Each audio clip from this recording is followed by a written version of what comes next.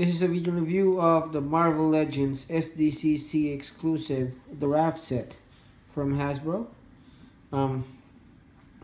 Weird enough, I picked this up just fairly recently at my local Toy World. Now I don't know where they got it or how they got it and how they got it for the price. It's a fairly decent price.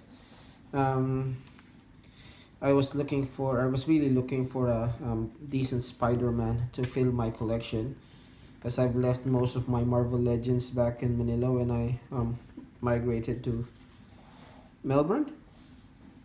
Now I found that I knew that this set had a McFarlane style version of the Peter Spidey, so when I saw it for a decent price, I grabbed it. And it doesn't hurt that it does come with a couple of Build-A-Figures as well.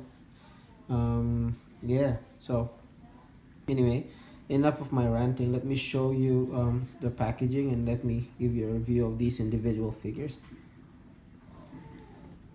Okay, now this packaging is huge. I can't even fit it in frame. But yeah, it's a nicely detailed box. It shows you the 5 figures, or actually the 6 figures that come in the set. So there's Abomination, Enchantress, there's Dreadnought, Purple Man, and Sandman. And for some reason Spider-Man is peeking into Dreadnought's Dreadnought cell. As you can see, each cell is fairly detailed, really good looking. Now if you're curious, like I said, I bought it at my local Toy World for 130 Australian dollars. Not a bad price considering it's an SDCC exclusive, and considering it comes with 6 Marvel Legends, and a Marvel Legend normally goes for about 30-35 bucks here, so it's quite a steal. Looking closer at the box, and you do not need to go too much detail because you've probably seen this before. So the left side is just that. The back shows bios for each, so let me just scan each of them so that if you want to read them you can pause. So that's the bio for Abomination, for Enchantress, for Dreadnought, for Purple Man, and Sandman. Now focus my camera stand again. The right side is just the same, nothing but cell panel. Now the other cool thing about this packaging is that it actually flips up. It's just stuck onto the side using Velcro.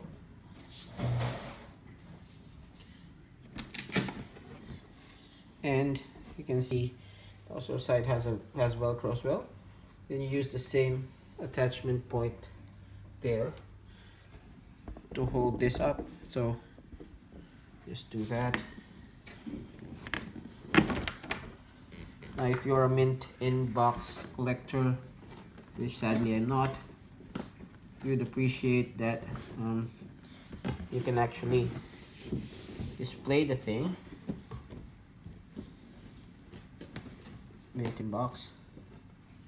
Now even if I were a mint in box collector, I'd have a hard time storing this thing because this box is huge. So yeah, now I already removed the figures from the package, fortunately, but yeah, and it makes for a really nice display piece. I'll just fold it up and store it in a room somewhere. And when I'm actually starting to my house is starting to go up now, so once that thing is up and once I have my collection room in place, I'll have a dedicated place for it. Anyway, on to the individual figures, starting with Emil Blonsky, the Abomination. I like what they did with this figure. It's fairly detailed. I know he came as a buff in one of the earlier Marvel Legends waves, which I don't have that wave, unfortunately. Don't have much Marvel Legends here, as I've said. But yeah, I love what they did to this figure. It's fairly detailed, very heavily textured. Detail in that face, man, scary. Hell, this is the kind of thing you won't wanna see walking down the street. I love how they individually painted the teeth. Love the golden eyes and things like that. Even the body, how scaly. I don't know how they're gonna reuse this body, or if they actually had chance to reuse this body. You know, it's just really nice looking. Painted toes. Even the back, like these back plates, really nice. Now in terms of articulation, does come with a tiny ball joint, a hinged ball joint, so it can look up, down, or all the way around. Ball joint is a bit loose, but yeah. Arm goes that much out, goes all the way around. Has a hinge there, which is hindered by the sculpt. 90-degree bend on the elbow, swivel wrist, swivel waist. Only a little bit ab crunch forward, a lot more back.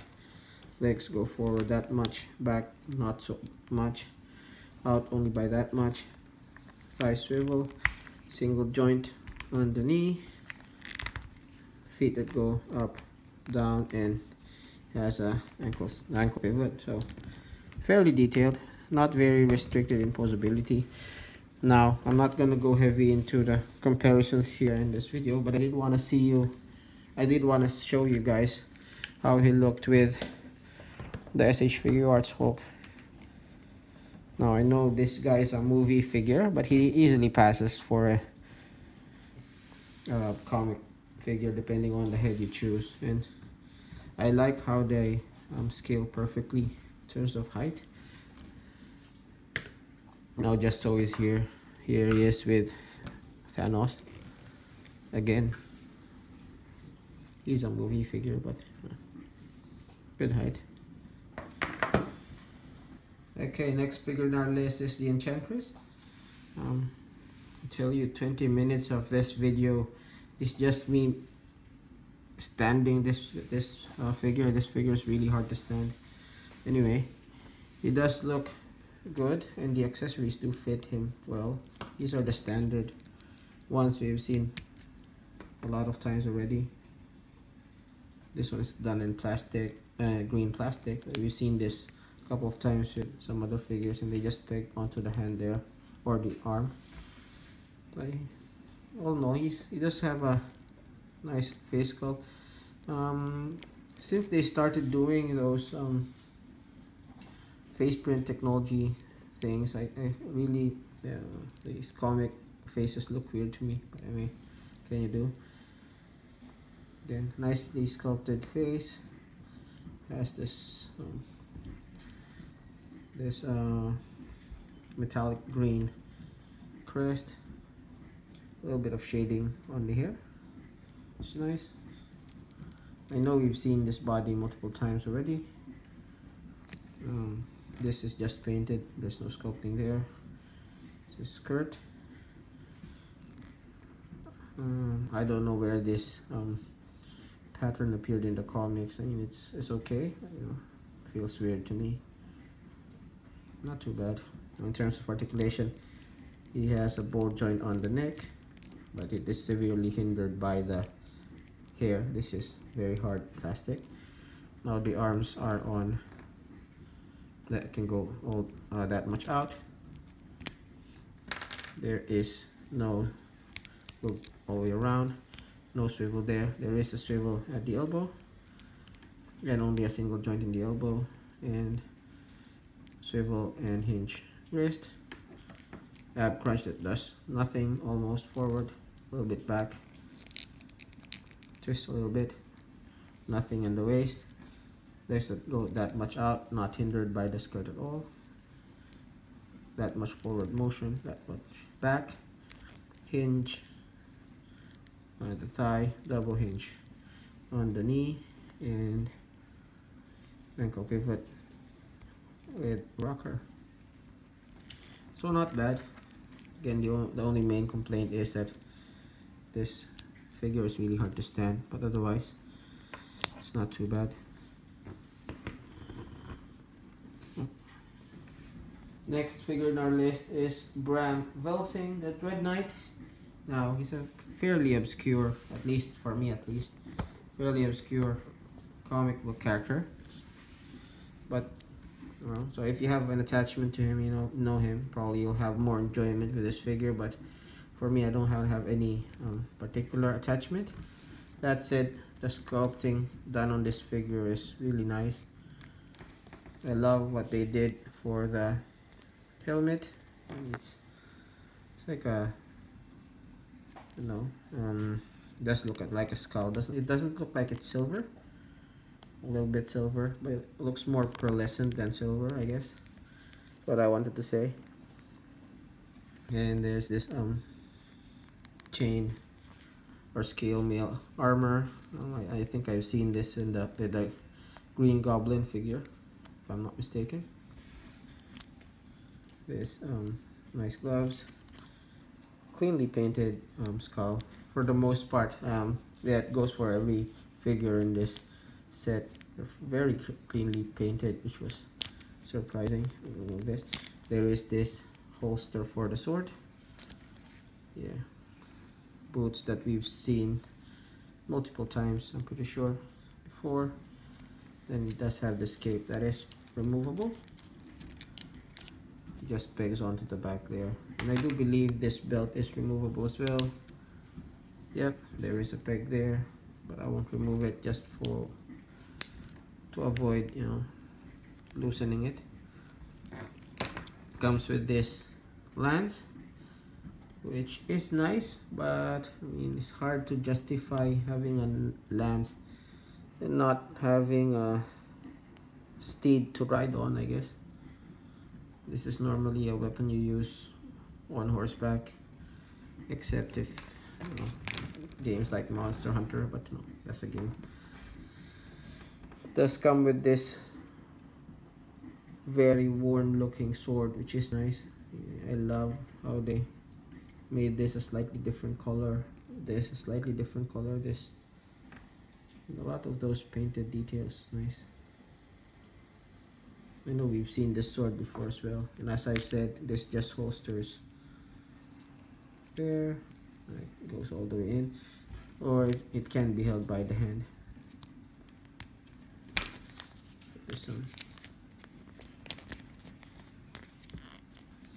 And this one is held by either hand as well, tighter on the other hand. Okay, not a bad looking figure, though not one that I have any personal attachment to.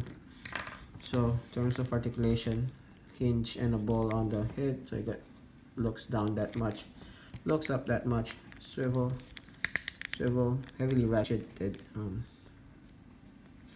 hinge at the elbow, at the shoulder goes only that much out, swivel, double joints that are slightly hindered by the gloves that hinge and swivel there. Abs go only a little bit more out, legs that go that much forward, a little bit back, hinge at the top of the leg, double joints there, hinge at the top of the boot, and rocker joints at the feet. So not a bad looking figure in my opinion. Now next one is Zebediah Kilgrave, or the Purple Man, which I don't know where they got the name, doesn't seem appropriate.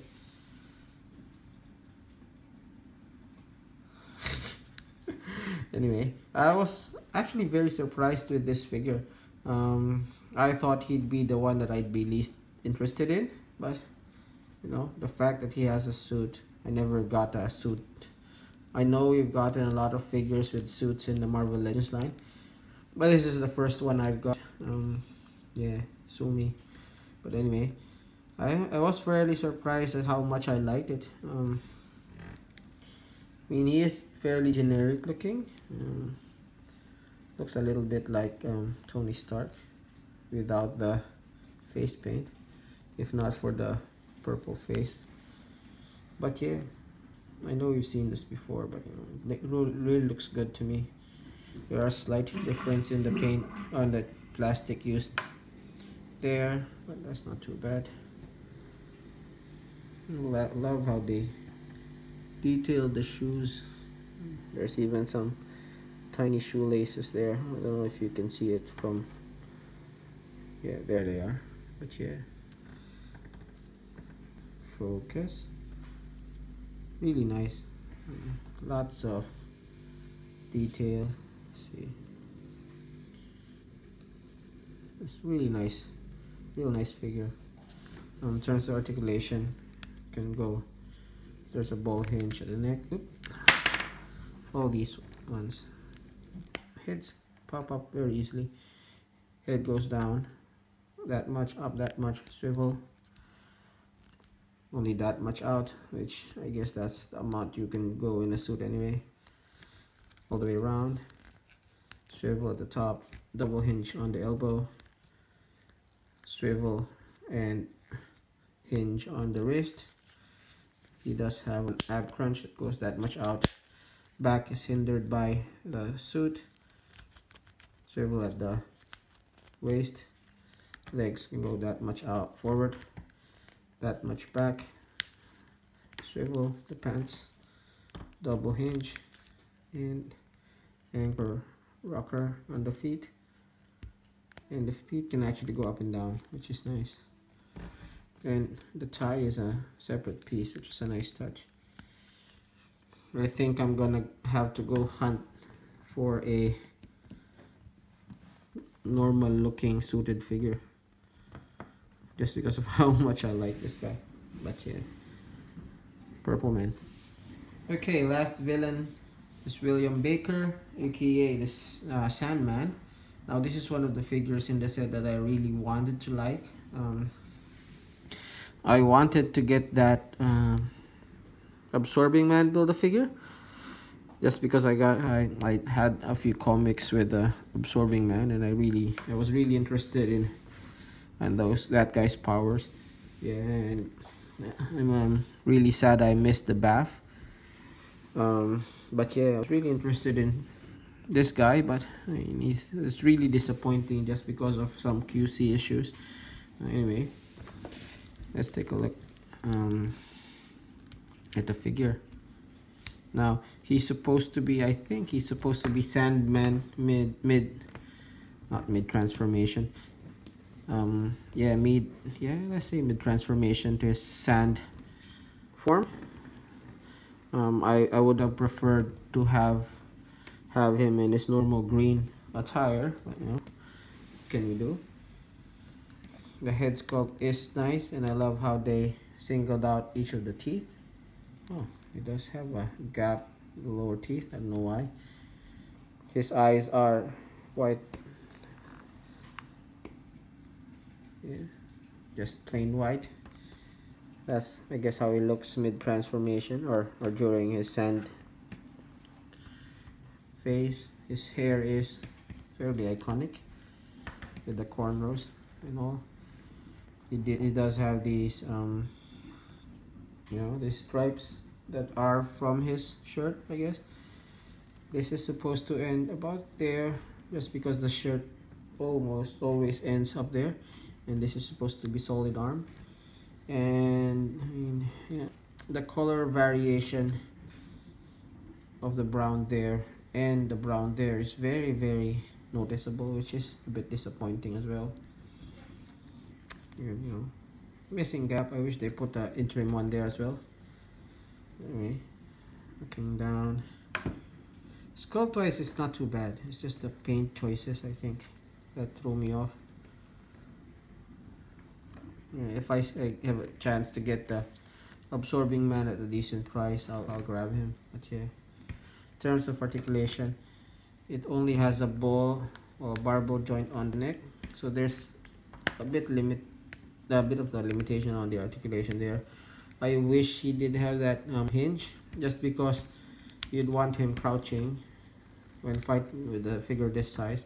You'd want him crouching, so, and then with the head facing forward, but no, you can't. So annoying. Anyway, arms go that much forward, arm that much out, swivel, turns all the way around. I know he's a Raft, but I think we could have gotten double joints, but what can you do? Single joints only. Hinge and swivel at the wrist. Ab crunch that goes forward that much. Ab crunch that much. The belt is a separate piece. You can twist the waist. Legs that go all the way out. That's another thing. The legs go forward together. That might be the hinge. All the way forward that much. Back that much. Swivel. Double joints on the knee, which is fairly effective. So that's a plus. And feet that go up and down. And there is a bit of an ankle rocker. I don't think this is a regular. I don't know if this is the regular. Oh yeah, it is. It's just a sculpt that threw me off, but that's the same ankle rocker that we've seen everywhere else. Yeah, not a bad Sandman, but some of the decisions I think were poorly made. Yeah, see him. Smaller than Thanos. Oh, sorry. Smaller than Hulk, which is good, but I think he is way too tall for Spider-Man. And this is not any Spider-Man, this is Spider-Man that came with the set, so yeah. Too big. You could argue probably that Sandman did grow in size as he absorbed more sand, but in that case we should have gotten weaponized hands, right? And maybe a mace on the left hand and the hammer on the other hand. That would have been cool, but yeah, decisions. They could have this could have been a good figure, but anyway. Okay, last figure and only hero, you're gonna have to pull double duty Spidey, is the McFarlane Pizza Spidey. And I mean, all my complaints with Sandman and well, mainly Sandman, this guy more than makes up for it. I really love the Pizza Spidey, don't get me wrong, but this is like a Pizza Spidey with all my issues fixed, which is nice. He doesn't come with many or any accessories, which is, look, see that pose. I mean, it's not a good Spider-Man unless you can do a good pose like that. Anyway, yeah, he is a good classic Spider-Man. This is gonna be my classic Spider-Man on the shelf. I'll tell you that. I have a few. I have that movie Peter Parker Spidey. I do have that movie Andrew Garfield Spidey as well, and I do have that small Miles Morales, which I guess will stay in the shelf just because he's a different Spider-Man. But in terms of, you know, the comic book Spider-Man, this is it. Now taking a look at the details, I love the head sculpt. I don't know if you can see that there is a slight ridge at the top of the eye. I think this is from one of the Spideys we got, the Scarlet Spidey, only instead of painting the eyes fully to align with the sculpt, they shifted the paint a little bit down to make it look like McFarlane eyes, which is nice. You can't really see it from far away, but if you take a closer look, it's there. I love the ridge there on the forehead. It's really nice, and I love the big eyes. Now, one complaint I did have with the Pizza Spidey was a hell of a lot of bad paint in this figure. Paint is pristine, and that's what you expect with an exclusive, I guess. But yeah, it really threw me off just because I was so used to how badly the Pizza Spidey was painted. All the line work is clean. There is a slight variation, the matted paint here and the shiny paint there, but it's not as noticeable in hand. That Spidey design, quite nice, quite cleanly painted. Yep. He still does have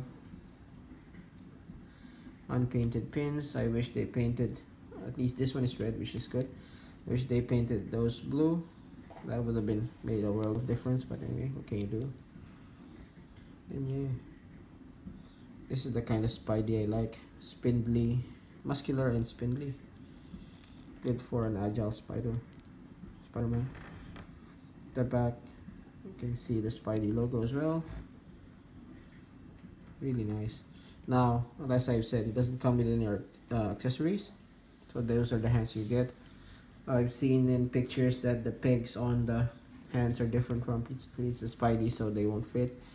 So unless we get a single carded version of this, yeah, these are the hands that you're gonna use. But anyway, it's not bad. I mean, this is gonna be my go-to Spider-Man from now on. Now, in terms of articulation, the head goes all the way down, all the way up. There is a little bit of rock there, and can go around. There is this very lovely butterfly joint, so which allows you to go that much back. It's nice to see a Spidey that can cross his arms. Same with the forward, it's nice. Now these arms go that much out, swivel there, double joints just go in, which is nice. Swivel and a hinge on the arm. Ab crunch should go that much down, that much up, which is nice. Waist swivel, same problem with Pizza Spidey, just cuts the sculpt. What can you do? Feet go that much out, which is nice. Now with the ab crunch, it pushes the feet that much out, which is really nice. Thigh cut. Now this was surprising. It goes that much out, which I do believe is much more than what the Pizza Spidey could have. Now I don't have the Pizza Spidey, as I said, it's in Manila, but the fact that I can do crazy leg poses and that crouch that I showed you earlier, yeah, makes me think that this has a lot better thigh articulation than a Pizza Spidey, which is nice. Now double joints on the knee, no thigh cut unfortunately. Feet that go that much down, that much up, which is really nice. And rockers. So yeah, I think this is gonna be my quintessential Spidey from now on. Now let me just show you my other favorite Spidey, and that is PS4 Spidey. Now I wanted the PS4 Spidey to be my default Spider-Man, but the sculpt is okay. I mean, the costume is okay. I know it's not comic accurate or anything, but I think it's okay. What makes this bad for me as the Spidey is the fact that he's so bulky. I mean, Spider-Man's not supposed to be this bulky, I think, but anyway, what can you do? Right next to this guy, I mean, they are in contrast. So yeah, this guy looks like he's more realistic in terms of, I mean, if you can really see an actual human in there. This one is how Spidey was portrayed in the comics. Spindly, very agile. So yeah, nice. And just because I have him here as well, I'll show you with Paul Rudd. So yeah, not bad. Okay, so chances are if you want this set, you would have already gotten this, as this set has been out for like more than a couple of years now.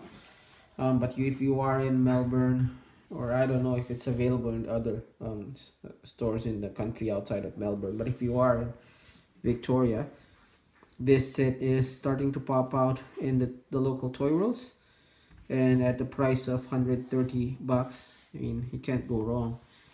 Spidey is really good. Abomination is, well, he's a bath, so at this price he is worth it. Sandman, while he is a bit of a disappointment, he is also a nice figure.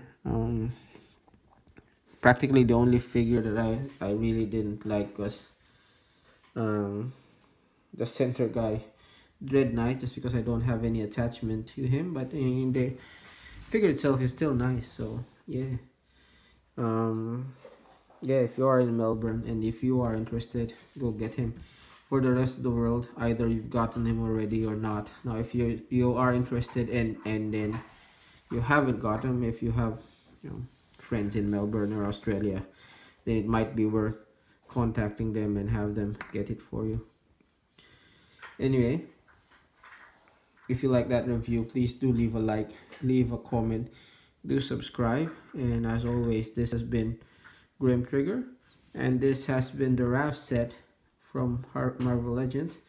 Thanks for watching.